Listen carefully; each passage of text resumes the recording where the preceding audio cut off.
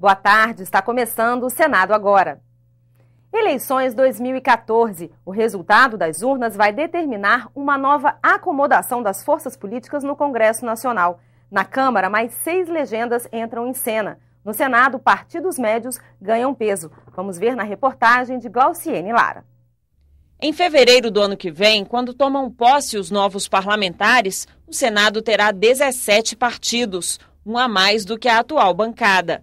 É o PPS. Na eleição agora, que renovou-se 1/3 da casa, a gente não teve uma alteração significativa na composição partidária da casa. Considerando 81 cadeiras, ter 17 partidos realmente é um exagero. As 3 maiores bancadas permanecem com PMDB, PT e PSDB, mas os partidos perdem senadores. O PMDB cai de 20 para 19, o PT de 14 para 13 e o PSDB de 12 para 10. Os grandes partidos obtiveram as maiores bancadas entre esse terço que foi eleito. Nós tivemos também uma participação dos partidos pequenos, mas ela refletiu em grande medida a distribuição que já havia na casa. O PCdoB também diminui a bancada em 1 representante, mas o partido que mais perde senadores é o PTB, 3. Já o que mais cresce é o PSB, de 4 para 7 cadeiras. O PSD ganha 2. Esse crescimento de partidos médios é um fenômeno que aconteceu no Senado e na Câmara. Foi uma decisão da população no sentido de, vamos dizer assim, pulverizar mais ou reduzir um pouco a importância desses partidos que há anos lideram ou se revezam na presidência do Senado. PDT e Democratas ganham 1 senador cada e 7 partidos mantêm as bancadas: PP, PR, PROS, PSOL, Solidariedade, PRB e PSC. O levantamento considerou os senadores titulares de mandato e os suplentes dos que já foram eleitos para os governos estaduais em primeiro turno.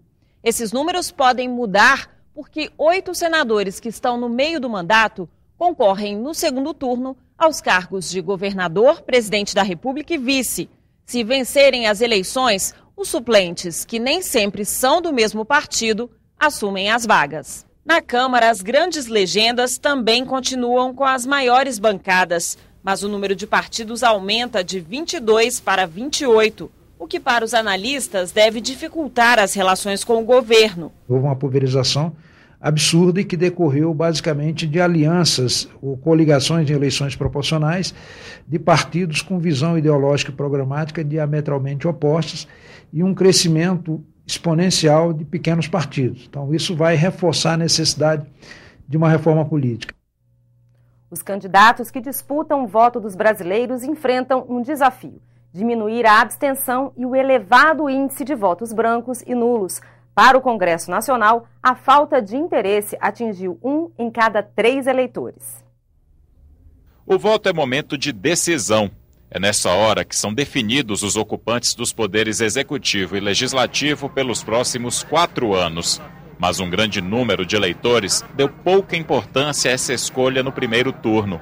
Dos mais de 142 milhões de homens e mulheres aptos a votar, cerca de 28 milhões não compareceram às urnas, o que corresponde a quase 20% do total. Este consultor do Senado acredita que a abstenção pode ser ainda maior no segundo turno. Se a tendência das eleições de 2006 e de 2010 for refletir um processo mais consistente e ela se reproduzir em 2014, nós podemos ter no segundo turno 3 milhões de eleitores a menos votando do que no primeiro turno, mais ou menos. O número de votos brancos e nulos também foi elevado. Mais de 11 milhões de eleitores escolheram uma dessas opções ao votar para presidente.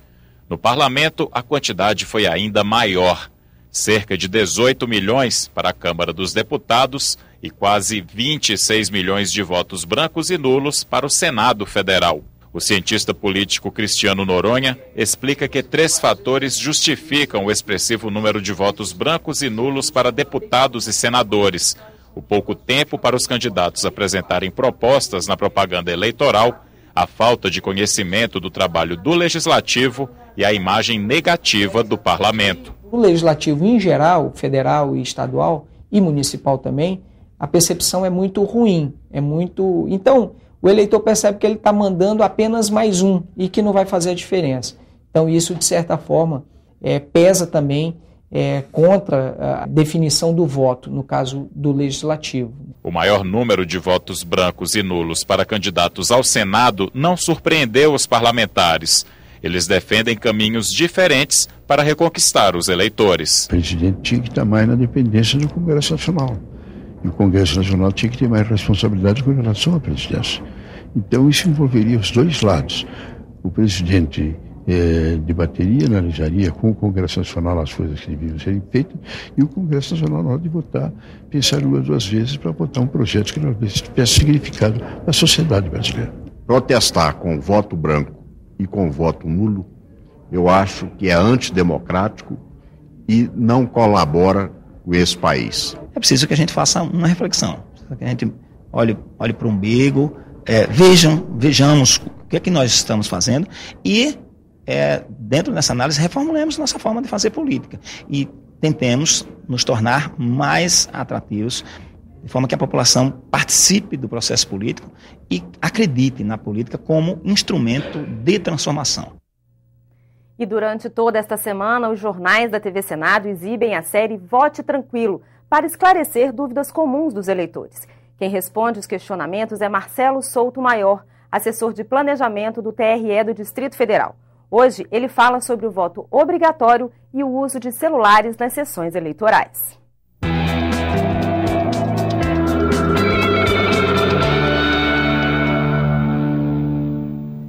Qual o horário de votação? O segundo turno é no dia 26 de outubro de 2014, entre 8 e 17 horas. Início de votação 8 horas, final de votação 17 horas. Quem é obrigado a votar? O voto é obrigatório para os maiores de 18 anos, entre 18 e 69 anos, não é? Esses eleitores têm a obrigação de votar. O voto é facultativo para os eleitores entre 16 e 18 anos, os maiores de 70 anos e os analfabetos.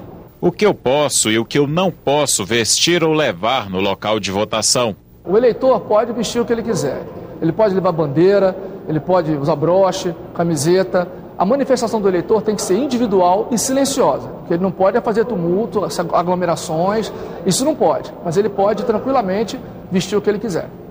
Posso fazer uma selfie na urna? Não é permitido fazer selfie na urna eletrônica. Na cabine de votação não é permitido entrar com aparelhos eletrônicos, celulares, câmeras, filmadores, enfim, não é possível fazer isso. Ele quiser tirar uma foto, vai tirar foto fora da sessão eleitoral. Quando ele entrar na sessão eleitoral, ele vai ter que deixar o celular numa cadeira, numa mesa, antes de entrar na cabina para votação.